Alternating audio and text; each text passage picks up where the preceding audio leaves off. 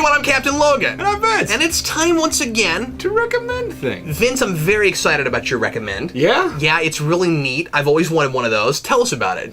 So, I'm recommending this so I can recommend a couple other things at the same time. Oh, cool. This is the robot from Lost in Space. Yeah. Now, I actually met this guy. Not like this, obviously I own this, but... Well, yeah, me too, just now. Hey, how you doing? I'm a little starstruck, but can I get your autograph? I met the guy that was in this robot, and I forget his name. Danger, Crap, that actually works. Yeah, no, it has batteries. And, Shouldn't have done that. it moves. Danger, Will Robinson. The head comes up and down, the lights blink, it moves its torso, it can roll. I realize this is going to be a little weird for some of you guys. There we go. So, yep, it rolls. Danger, Will Robinson. And if you... Danger, Will Robinson. Why is that all you say? I asked you about an autograph, pal. If you turn it on to setting A, it has a motion sensor, so anytime somebody walks by, it does that. But if you change it on to setting B, you can hit the buttons on the front. Danger, Will Robinson. It'll do the same thing, only it has another word to use as well. My sensors indicate an intruder is present. All right. Oh, well, at least there's a little bit of variation. It also does this, which I think is hilarious, and I'm not entirely certain as to there's why. not a lot that character said. That's awesome. It's really funny to me. Have you watched any Lost in Space? No. Oh, you haven't? Nope. I saw the movie that came out I saw that when I was a kid. Yeah. not too long. 98? Comparatively, not that long 97, ago. 98? This Yeah. was made in 97. Oh, so okay. I'm presuming this probably coincided with the Maybe it remake did. movie. Yeah. But, so the reason I got this thing was because we were walking through a flea market, otherwise known as an antique store. Apparently there's not much of a difference. And Usually just pricing. Antique stores are almost always a lot more expensive. And they make That's a true. bigger deal out of glass and stuff, but a lot of antique stores you can go in and find flea market stuff. And so my wife and I like to go to antique stores on occasion, and it's one of our monthly things we tend to do. Not necessarily go to buy something, but just kind of look around and price and see what's available. And It's one of my favorite sometimes we pastimes, find too. gold. Hey, Yeah. I like it. You know, at my wedding, I even said something in my vows about going antiquing with her, and afterwards, one of my uncles walked up to me and said, "You shouldn't have made that promise." And I said, "I enjoy it. I don't mind it." So, I mean, it's not like I promised to go to a baseball game. I just don't care. But, so this thing we found at an antique store, and she told me how much she likes robots and that she knew it was from Lost in Space, and she really just thought this thing was cute. And she likes robots. Go figure. I don't get it. And whatever. Are you recommending robots? I'm Are recommending... you recommending marrying people who like robots? I'm recommending going to antique stores Oh, okay, cool. Yeah. and looking around and see what you can find. Because a lot of the time, I can get on board with that. you can find really good deals at antique stores. Absolutely. And you can find some really rare-ish stuff. I found a You also have to be Ghostbusters careful, though, trade. because sometimes things will be really overpriced, Yeah. and if you don't know what you're looking at, you'll run into something that somebody either thinks it's worth more than it is, or is pretending it is. So yeah, you do have to be a little bit careful. By the way, for those of you that don't know, I come from a junk background. My People out there that just went, huh? what does that mean? Yeah, when I was growing up, my dad owned a couple of flea markets, and we also did a lot of eBay and stuff. And so I have a very extensive background in what we always like to call the junk business. So you're bringing me back with all this stuff. And in auctions and all that stuff. I've said this on the channel before, but just in case you didn't know that. So, yeah, you do have to keep in mind that you're not going to find great deals everywhere. But, you know, that's the thing, though, is that you need to be kind of frugal when you go out antiquing because you're right. There's a lot of people that have no idea what... I go into a place that has a bunch of comic books in their antique mall. No, you especially got to be careful with comics. And I look People around think to see what they everything have. is worth $1,000. Yeah. I don't think you guys realize that this early 90s issue that's missing part of its cover is not worth $5. I don't think you realize that. And a lot of the time, they're not even worth cover. I mean, they're just messed up books. It's not occurring to those people that are just finding random things at yard sales or whatever that the reason they're finding nothing but 90s stuff is because it was overproduced. Yeah, there's a lot of it, and no one cares. Yeah. So, I found this thing at an antique mall for $15, which not bad considering they went for quite a lot more on eBay. I took a look for it, and one of the things I was really pleased about that I found for myself, which I don't have with me, was a Ghostbusters trade that was called Ghostbusters 2, starring the real Ghostbusters. And Interesting. it was a collection of 3 issues. And it wasn't bad, actually. I mean, it was essentially the plot of Ghostbusters 2. Is it what it sounds like? Is it the cartoon doing Ghostbusters 2? Yeah. That's really cool. And you know what? It's kind of better than the movie. So... well, if you're going to do that, improve upon it, because it can be improved upon. And in the real Ghostbusters universe, it's almost easier to do absurd things. So there's a lot of people that didn't like Ghostbusters 2 for, fairly apparent reasons. And then... and I think fair reasons. But yeah, I mean, I like it, but it's one of those big sequelitis movies. Yeah, I have a hard time separating it from my love for the Ghostbusters. So, anywho, I found that thing for $9, which was basically cover. I think it was $8.50. That is, by the way, that is definitely commentary we have to do at some point. Yeah. Yeah, that needs to happen. Anyway. And then I found it on. I found it online. I could only find one copy on all of the internets that I could find anyway, and it was $60. And I went, "You serious?" So I was pleased with my find.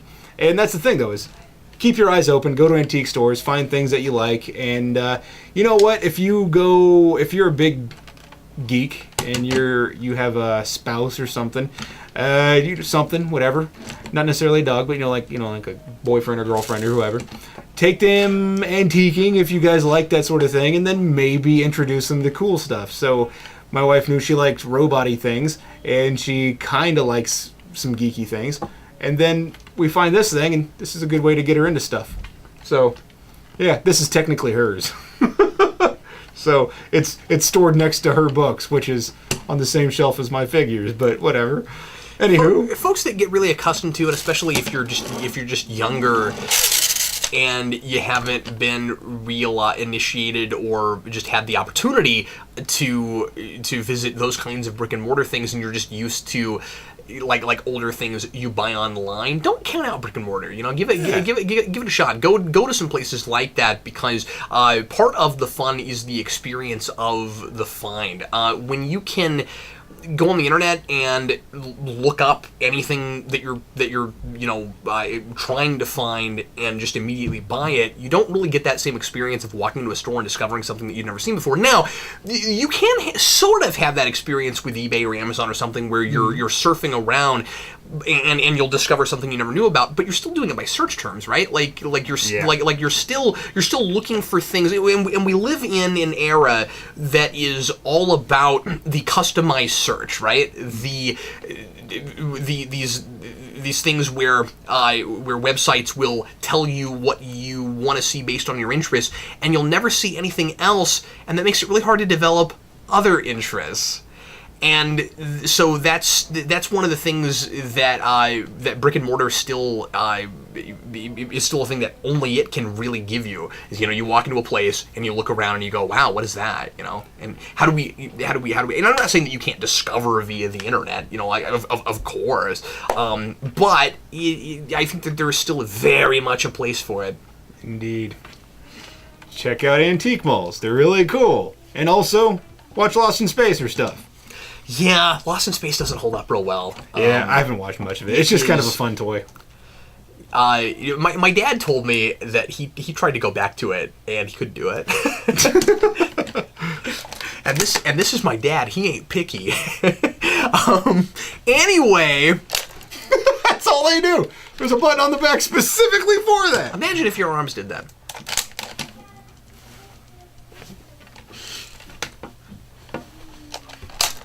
That was a little bit more of an E.T. move, I think. Anyway. Danger, Will Robinson. It's fun. My sensors indicate an intruder is present. I'm turning it off. What do you have to recommend, Cap? Today I'm going to recommend The Death and Life of Superman, the Roger Stern novel. Have I done this yet? I don't know. Okay. I hope I haven't done this before. It's very possible I've done this before. I'm going back and reading this again right now, and I just sort of felt like talking about it. So if I've done this before, this is this recommend revisited from probably years and years ago. Anyway, if that happened, whatever. I'm sure I'll say different things this time. This is somewhat of a recommend, and like I said, almost more of a revisit, really. my love for this book is more of a nostalgic thing than anything. This was I talk about Death of Superman all the time, but bear with me for a second. Death of Superman is one of the big things that got me into comics. It was Batman first, it was Death of Superman second, and it was Batman for superheroes. It was Death of Superman. It was 89 for superheroes. It was Death of Superman for comic books in general. And as I've always said, I didn't care about Superman until he died, and we had to kill him before I cared. I liked the Christopher Reeve stuff. It was okay. I thought that when I was a little kid, I always thought the first movie was really boring, and I always liked the second one because people were hitting each other, and what did I know? I was a stupid kid.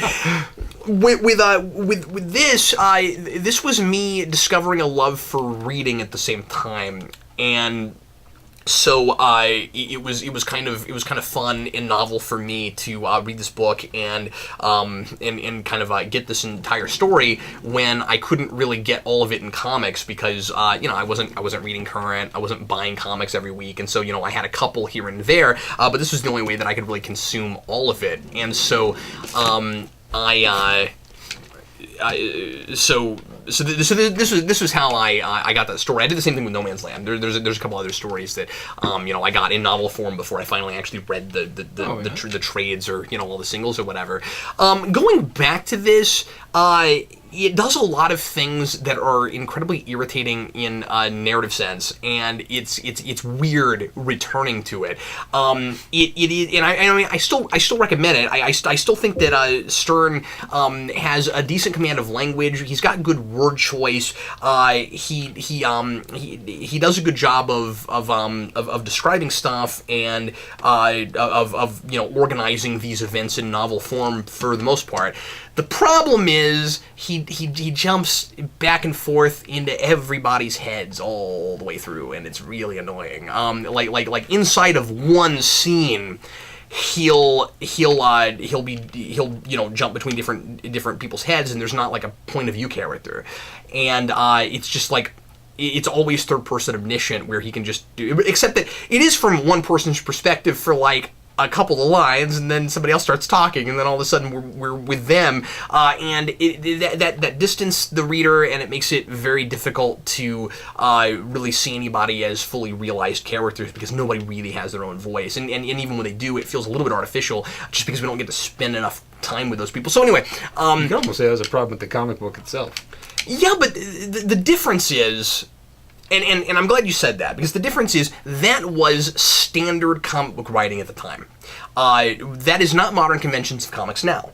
You still see sometimes when people want to do throwbacks and stuff in comics, or if they just prefer that style, people will still write comics that way. Where yes, as you're saying, you'll have several characters on one page, and you might get thought balloons from all of them, and that was okay back then. That was modern conventions of comic book writing, really going all the way up through the mid to even part of the late 90s.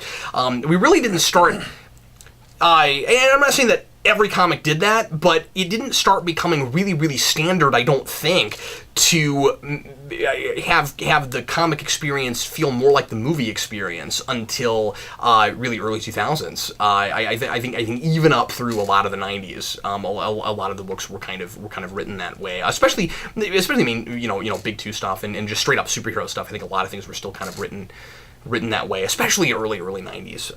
But anyway, so the problem so the idea with that in comics, the reason that you could get away with it is because the idea was it's a visual medium, you're seeing everybody, so there is no central character. And as soon as you do thought balloons, all bets are off. We are in third person omniscient. You can get into everybody's heads. The only way that you can really bring the first person narrative style to a comic book is to have, you can either not have that and just let people talk and not get into their heads at all, at least in the sense of internal monologue narration, or you can have the first person narrative thing of we have narration boxes and we have internal monologue, but it's all from one person. Once you start doing thought balloons, it's really hard to do that. Like, have you ever read a comic where there were thought balloons but they only ever came from the one character? I don't know that much care was usually taken when there were thought balloons. That's a lot of the reason that I don't like them for the most part, you know. And like sometimes they can work, but if you're gonna do that anyway, if you're gonna have one person that has thought balloons, use narration boxes and have an internal monologue. So the problem with this book is that it takes the conventions of comics at the time and it puts it into a novel. And it doesn't really work. So it's sort of like movie adaptations for novels, a lot of them, where you're not really reading an adaptation to the medium, you're reading a novel that thinks it's a movie. This is a novel that thinks it's a comic book. And that becomes really problematic, especially because the pacing gets wonky. Where like you just like I'm doing this on recommends, but I guess I'm reviewing this right now because I'm being very critical of this. But I just wanted to revisit it and talk about it, and I didn't really have another avenue for it. The scenes jump around so much, like they do in comics, and it just doesn't work as well for a novel. Anyway, stuff I like about it. The story. I mean, I love Death of Superman. It's one of my favorite things, and it is you get everything. One thing that this book does that I really like that some of the other novelizations at the time didn't do is all the major elements are there. There's really nothing that's taken out. Like you read the Nightfall adaptation, and Nightwing is like not even present, and Nightwing was important to that story. So it's like where or at least in places he was, it's like where is he? He's not in there. Even No Man's Land dropped a couple things, and this you really kind of get all the. I want to see the big stuff. I think kind of everything. I think like every issue is in here in at least in some capacity, which is really nice because it's good and economical. If you can't get all those, if you can't afford the trades, or if you don't have the singles, you can just read this and have it. If you love events but don't like art. and yeah, it is a weird thing to read if you don't know what these characters look like, because again, it kind of thinks it's a comic book. That can get kind of weird. Again, for me, it is really kind of a trip to go back to one of the first books I fell in love with and read it again.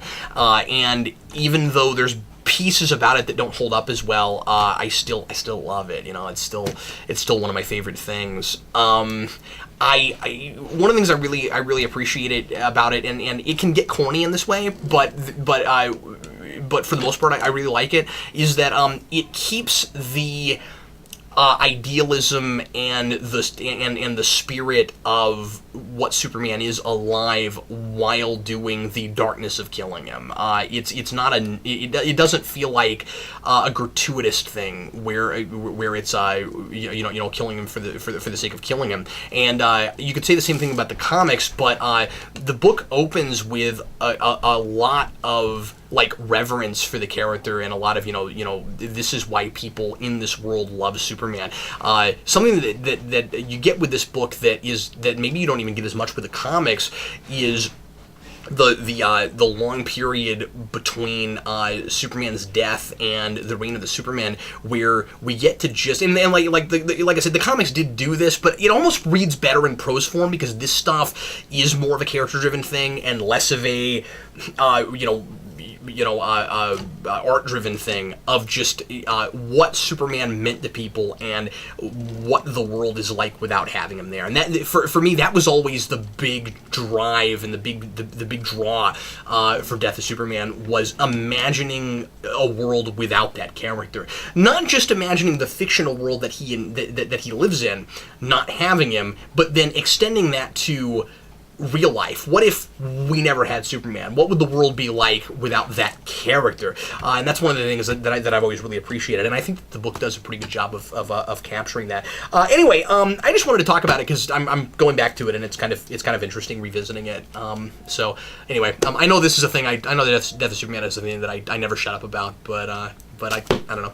I felt like talking about it. So and this is our channel, so deal with it. Yeah. Danger, Will Robinson. Danger, Superman. Anyway. Read it! Whatever.